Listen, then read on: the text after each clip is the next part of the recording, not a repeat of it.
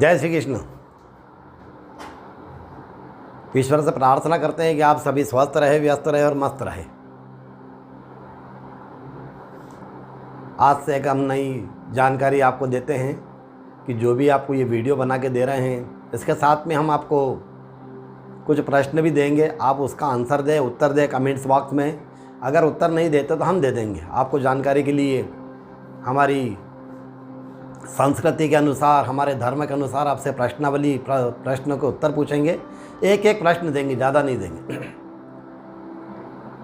जिस प्रकार से राम, लक्ष्मण, भरत, शत्रुघ्न, श्री कृष्ण भगवान के बारे में, भगवान विष्णु के बारे में, इनकी गदा का नाम क्या है, इन्होंने अवतार क्यों लिया, भीष्म की माता,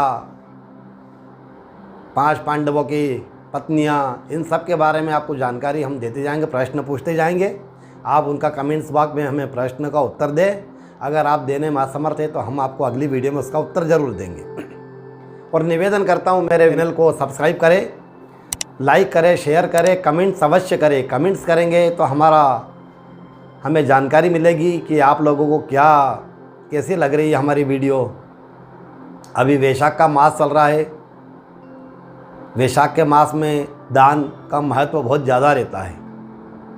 तो कमेंट्स करना, लाइक करना, शेयर करना, सब्सक्राइब करना, ये भी एक दान की श्रेणी में आता है। अतः निवेदन है आप सब्सक्राइब करें, लाइक करें, कमेंट्स भी करें। वैशाख का महीना चल रहा है।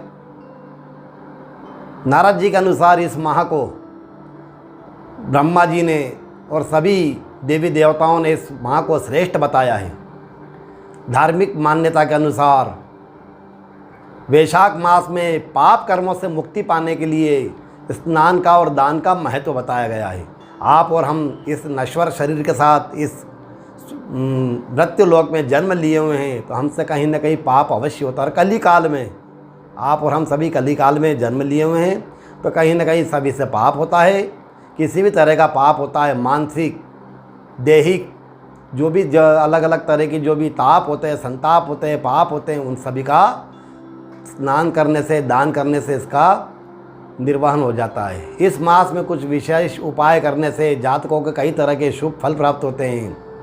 अब देखिए, वैशाख मास में क्या करना चाहिए? जल दान करना चाहिए, राहगीरों को जल पिलाना चाहिए। वैशाख माह में राहगीर जो भी मिल जाए, साधु संत मिल जाए, कोई प्यासा मिल जाए, उसको पानी अवश्य पिलाए। इस माह में जो प्यासे को जल पिलाता है, उसे सभी दानों के समान पुण्य और सभी तीर्थों के दर्शन के समान फल प्राप्त होता है। इस पुण्य कार्य के माध्यम से जातक की, यानी पिलाने वाले की, जल पिलाने वाले की त्रिदेव की कृपा प्राप्त होती है। त्रिदेव ब्रह्मा, विष्णु और महेश की कृपा प्राप्त होती है। जो व्यक्ति महात्माओं को, ब्राह्मणों को, थके हुए को, प्यासे को, मजदूर को, जिस प्रकार से जो भी भिक्षुक मिल जाए, उन व्यक्तियों को स्नेह के साथ शीतल जल अवश्य प्रदान करे। उसे उतनी ही मात्रा से, जितनी मात्रा में उसने जल दिया है, उसका 10,000 राजसूय यज्ञों का फल प्राप्त होता है। इस माह में कहीं हर जगह देखिए आप प्याऊ लगती है। जो व्यक्ति वैशाख मास में प्याऊ लगवाता है, सड़क के किनारे यात्रियों के लिए जो प्याऊ का निर्माण करवाता है, प्याऊ खुलवाता है, वह वैकुंठ को प्राप्त होता है। प्याऊ देवताओं को प्रसन्न तो करती ही है, प्लस आपके पितरों को भी प्रसन्न करती है। पितरों के निमित्त आपके जलदान लगता है। अगर आप आपके पितरों के वंशज है और अगर आप जलदान करते हैं, तो पितृलोक में आपके पितरों की स्तुति होती है, गुणगान होता है कि देखिए इनके वंशज नीचे प्याऊ खुलवा रहे हैं, जलदान करवा रहे हैं। ऋषि मुनियों को अत्यंत प्रिय लगता है जो प्याऊ लगा करके थके हुए यात्रियों के प्यास बुझाने में उनकी सहायता करते हैं। उन पर ब्रह्मा, विष्णु और महेश की, यानी महादेव की, समस्त देवतागण की कृपा बनी रहती है। इस मास में ग्रीष्म, गर्मी बहुत भड़कना शुरू होती, तेज पड़ने लग जाती है, सूर्य का ताप बढ़ जाता है। तब इस मास में पंखे का दान होता है। अब आजकल आधुनिकता हो गई, प्याऊ कम हो गई, हर जगह बॉटले का रूप ले लिया। आप प्याऊ की जगह अगर प्याऊ नहीं खुलवा सकते तो बाटले वितरित कर दे, अपना पानी का स्वयं का जल दान कर दे अपनी बॉटल से।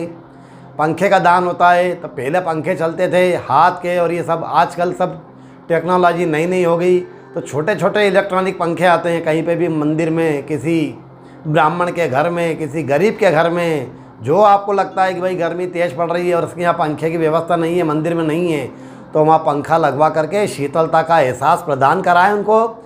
इतने मात्र से ही निष्पाप होकर के भगवान के प्रिय हो जाता है। पहले हाथ का पंखा चलता था, अब आजकल हाथ का पंखा कोई वापरता नहीं है।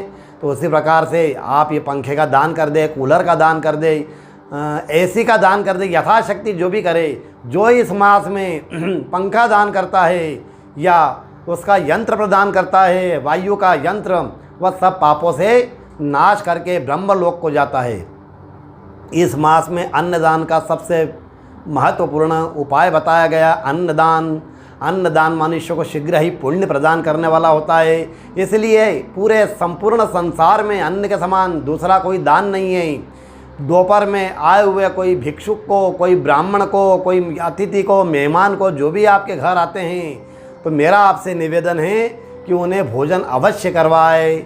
उसको भोजन करवाने से, चाहे वो अतिथि हो, आपका रिश्तेदार हो, ब्राह्मण हो, भिक्षुक हो, भोजन के समय अगर आपके घर के द्वारे आ गया या आपके घर के बाहर विश्राम कर रहा है, तो मेरा निवेदन है जितनी आपकी शक्ति है, अगर थोड़ा सा आप भोजन देना चाहें तो थोड़ा सा भोजन दे दे, पेट भर के देना चाहे तो पेट भर के दे दे।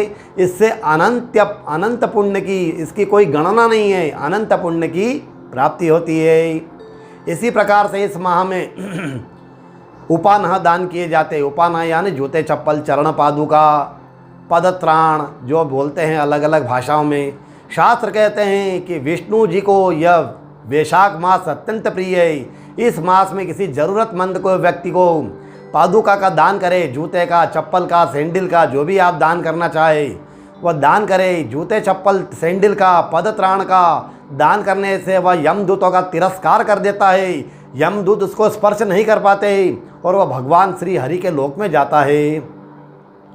निंद्रा से दुख का नाश होता है।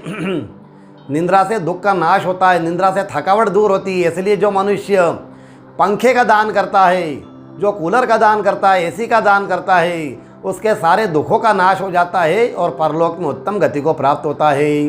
सबसे विशेष है कि जितनी आप ज़रूरतमंद की मदद करेंगे उतना ही पुण्य फल प्राप्त होता जाएगा। इसमें चिकित्सा से संबंधी भी होता है। किसी को दमे की परेशानी हो, किसी को बीपी की परेशानी हो, किसी का कोई ऑपरेशन हो, किसी का कोई दीर्घ लंबी बीमारी हो, कोई लाइलाज बीमारी हो, तो उनकी भी आप मदद करें, दवा ला के दें, यथाशक्ति उनके इलाज की व्यवस्था करवाएं, मजबूर और लाचार वर्गों की भी व्यवस्था करवाएं, उनकी सेवा को तत्पर रहे। यह भी शुभ फल प्रदान करेगा। वैशाख मास में आप जो भी दान करना चाहें वह सब तरह के दान के महत्व बताया गया है। वस्त्र दान का, छत्र दान का, गर्मी में अगर कहीं जाते हैं तो आप छत्र दान भी होता है, छत्र का दान कर दें। इससे सारे जो भी आपके परेशानियां हैं, जो भी ग्रह है, सब अनुकूल होते हैं। यह वैशाख का मास भगवान विष्णु का अत्यंत प्रिय है। अगर आपके मन में लालच आ गया कि इस मास में हम दान नहीं करें, या इस मास में किसी स्त्री को देख करके गलत मन में विचार आए, या किसी गरीब को देख करके उसको दबाने का मन में विचार आए, या किसी का आप शोषण करने लगे, तो इस मास में अगर आपने लालच किया या कोई पाप कर्म किया, या आप पाप करने का सोच रहे हैं, लालच का सोच रहे हैं, तो इसके दोष भुगतने के लिए भी आप तत्पर रहे, तैयार रहे। बिल्कुल अटल सत्य है। वैशाख मास का बहुत ही उल्लेख रहता है। इस मास में अपने पितरों के निमित्त भागवत अवश्य कराना चाहिए। पितरों के निमित्त मूल पाठ किसी भी ब्राह्मण देवता से, मंदिर में जहाँ भी आप चाहे उनसे भागवत करवाएं। भगवान विष्णु को भागवत का मूल पाठ, रामायण का मूल पाठ या शिव पुराण का मूल पाठ, जो भी आप करना चाहें वो आप पाठ करवाना चाहे। कि पितरों की स्तुति करना चाहे तो पितरों की स्तुति करें। इस मास में पितरों के निमित्त तर्पण होता है।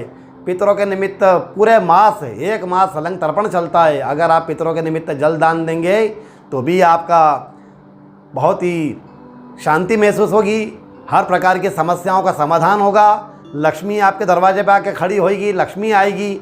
भगवान विष्णु का परम पवित्र मास वैशाख मास में अगर आप नहीं दान करें तो लक्ष्मी जी आपके दरवाजे पे आके खड़ी हो जाती है कि भगवान के प्रिय मास में इतना दान हो रहा है तो मैं इस घर में निवास करूं, ऐसा लक्ष्मी जी का आगमन होता है। तो पितरों के निमित्त जल दान देने से जो आपके प्रत्यवाय है, जो आपके पाप है, जो भी परेशानियां हैं, जो भी आर्थिक स्थिति, शारीरिक स्थिति कमज़ोर हो रही है, मानसिक स्थिति कमज़ोर हो रही है, इनसे आपको मोक्ष प्राप्त होता है। पितर भी प्रसन्न होते हैं। जलदान का महत्व होता है, पितरों को भी जलदान दिया जाता है। पितरलोक में उनकी वाहवाही होती है, स्तुति होती है कि आपके पुरखों, आपके वंशजों ने जलदान कर रहे हैं। हर प्रकार से जो भी आपसे दान निकलता है वो दान करें, सब तरह के दान करते जाएं, सब तरह के दान करते जाएं। जो भी आप दान करें उस दान से आपको पुण्य प्राप्त होगा। वस्त्र का भी दान होता है वैशाख के महीने में। एक बात और बता दें, वैशाख के महीने में जितने भी देवता है सब तीर्थों में, जितने भी तीर्थ के आसपास जो भी नदियां हैं, समुद्र है, उनके देवता बाहर के जल में सदैव स्थित रहते हैं। भगवान विष्णु की आज्ञा से मनुष्यों के कल्याण करने के लिए सूर्योदय से लेकर के वे वहाँ मौजूद रहते हैं। वैशाख मास के समान कोई मास नहीं है, सतयुग के समान कोई युग नहीं है, वेद के समान कोई शास्त्र नहीं है और गंगा जी के समान कोई तीर्थ नहीं है, जल के दान के समान कोई दान नहीं है, उपवास के समान कोई तप नहीं, दान से बढ़कर कोई सुख नहीं, दया के समान कोई धर्म नहीं और धर्म के समान कोई मित्र नहीं और सत्य के समान कोई यश नहीं है। ऐसा विद्वान पुरुषों का मत है। वैशाख के श्रेष्ठ मास में जो शेषशाही भगवान विष्णु को सदा प्रिय है, सब दानों से जो पुण्य प्राप्त करता है, सब तीर्थों में जो फल प्राप्त करता है, उसी को मनुष्य वैशाख मास में केवल जल दान करके ही प्राप्त कर लेता है। इस मास में जल दान अवश्य करना चाहिए, पितरों का तर्पण अवश्य करना चाहिए, दूसरों को जल दान करते रहे और उनको दूसरों को भी जल दान का महत्व समझावे, पितरों को भी दान दे। अगर ब्राह्मण पितरों का तर्पण नहीं करता है तो पितृ उसका रक्त शोषण करने के लिए मजबूर होते हैं। ये अटल सत्य है, ये शास्त्र में लिखा है।